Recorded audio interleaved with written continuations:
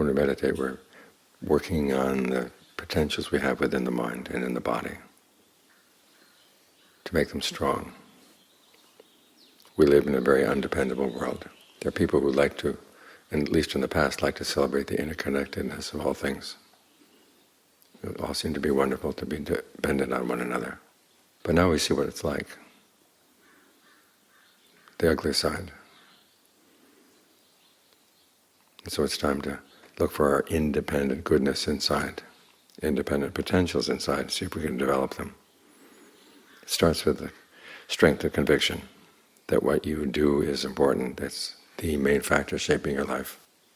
So instead of worrying about what other people are doing, worry about what you're doing. Make sure that you're doing things that are skillful, that are not overcome by greed, aversion, and delusion.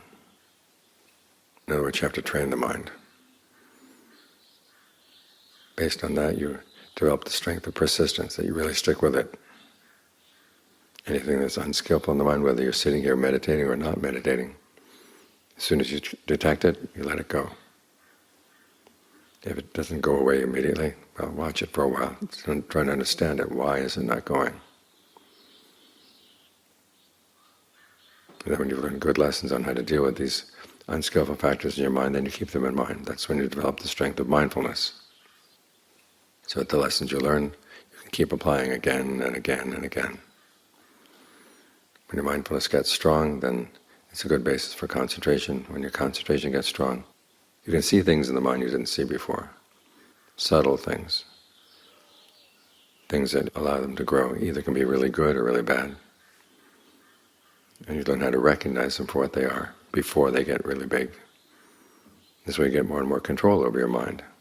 It's when you have control over the mind that you can really be independent. So you want to work on your independent strengths. Because what else do you have to depend on? As the Buddha said, the self is its own mainstay. Who else can be your mainstay? And if you can't depend on yourself, who are you going to depend on? So you've got to develop strengths inside. That's a matter of training, not just a matter of listening to the talks and agreeing or not agreeing. It's a matter of training your mind again and again and again.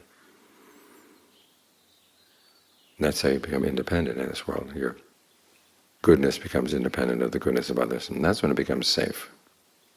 Because if you're good only when other people are good, then what happens when they change? You go up and down with their ups and downs.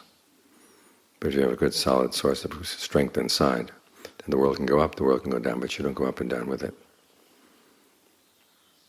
That's when you can begin to rely on yourself.